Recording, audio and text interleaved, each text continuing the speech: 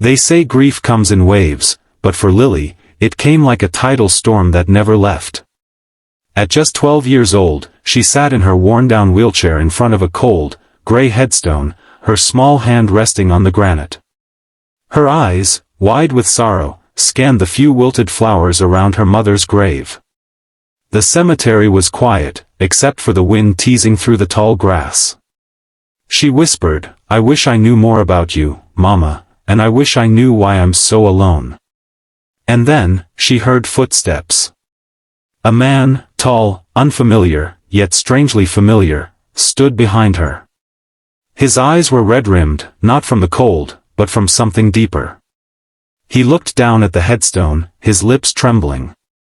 Then his gaze shifted to Lily. Their eyes met, and in that moment, time paused.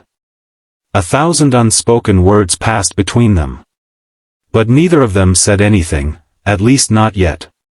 This is the story of how Lily, a girl who thought she had no one, discovered the father she never knew existed, not through inheritance or DNA tests, but through pain, love, and a truth buried under years of silence. Lily had lived her whole life believing her mother was all she had. They lived in a cramped, one-bedroom apartment in the rough side of town.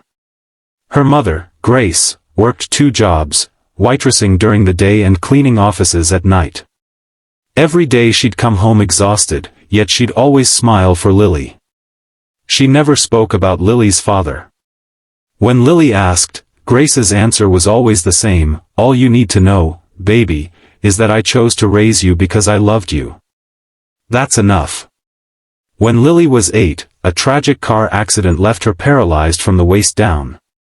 Her mom never left her side, not for a single night in the hospital. Grace's life revolved around her daughter's care. She worked harder, stretched thinner, but always held Lily's hand through every doctor's visit, therapy session, and late-night cry. Then came the winter Lily turned 12. Her mother collapsed at work. The diagnosis came like a punch: late-stage cancer. Grace had known, but hadn't told Lily. She didn't want her to worry. Within 2 months, she was gone. No family stepped forward. No relatives claimed Lily. Just a child in a wheelchair left with a handful of neighbors and a social worker named Diane who tried her best to place her in a decent foster home. The first weeks were unbearable. Lily cried herself to sleep every night. School became a blur. Everything felt like a cruel dream she couldn't wake up from. But every Sunday, Lily asked Diane to take her to the cemetery. It became her sanctuary. A place where she could talk to her mom, even if no one answered back. It was one of those Sundays when it happened. The man had been watching from a distance for weeks. Always keeping to the shadows. The first time he saw Lily, he froze. She had her mother's eyes. And his nose. His hands trembled when he saw her place a single wildflower at the grave. Every week, he came a bit closer, until one day, he couldn't keep his silence any longer. "I'm sorry," the man said quietly, standing behind her. Lily turned, startled. "Are you here to visit someone too?" He nodded. "Yes. Grace." Lily looked at him again. "You knew my mom?" The man knelt beside her. His name was Daniel. And he had once loved Grace more than life itself. They had met in college, Grace, a quiet scholarship student from a small town, Daniel, the charming son of a wealthy businessman. Their worlds couldn't have been more different. But they fell in love, deeply, recklessly. When Grace became pregnant, Daniel was ready to marry her, leave his privileged world behind. But his father found out. He threatened to cut Daniel off: no money, no career, no future. When Daniel hesitated, just for a moment, Grace made the decision for him. She disappeared. She moved across the country, changed her number, and never told Daniel about the baby. She didn't want Lily to grow up surrounded by people who viewed her as a shameful secret. She raised her daughter with love, not luxury. She worked herself to the bone, but Lily never once felt unloved. Daniel had searched. Years passed. He never found Grace. By the time he hired a private investigator and tracked her down, it was too late. The obituary hit him like a truck. He broke down at her grave. For the first time in decades, he cried like a child. And that's when he saw Lily. Lily listened, stunned. "You're my father?" Daniel's voice cracked. "Yes. And I had no idea.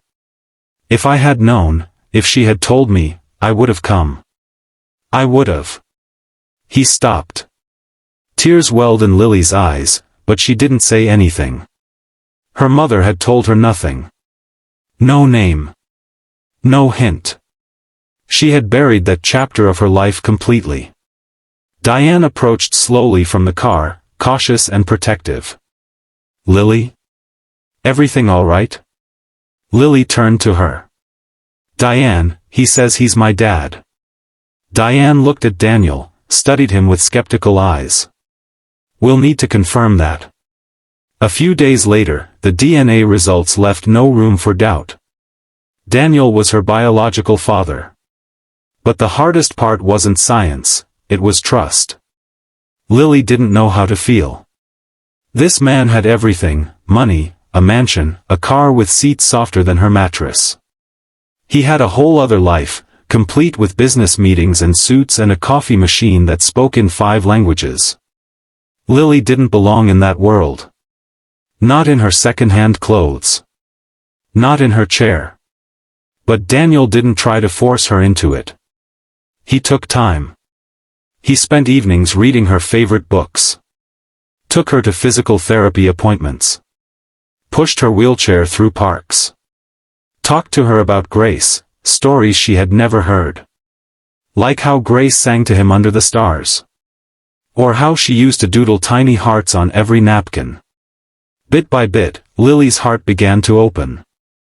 One night, while watching the stars from Daniel's backyard, Lily whispered, "Do you think Mom would be happy?" Daniel looked up. "I think she'd be heartbroken it happened this way. But I also think she'd be smiling. Because we found each other." Lily leaned her head against his arm. For the first time in a long time, she felt safe. Months passed. With therapy and new medical technology, Lily regained partial mobility. She began using crutches for short distances. She started painting again, something her mother always encouraged. Her art was full of colors and emotions. One piece, of her mother standing in a field of flowers, holding hands with a little girl in a wheelchair, won a local competition. Daniel attended every award ceremony, every appointment, every art show. He wasn't just a dad by blood now, he was a father by choice. On the anniversary of Grace's passing, they both returned to the grave. This time, not in silence, but with a picnic blanket, Lily's painting, and stories. They laughed. They cried. And before they left, Lily placed a photo at the base of the headstone, one of her, smiling, standing beside her father, her crutches barely visible. "Thank you, Mama," she whispered. "For giving me life. And for helping him find me." Daniel placed his hand on her shoulder. "You're not alone anymore." And she never was again.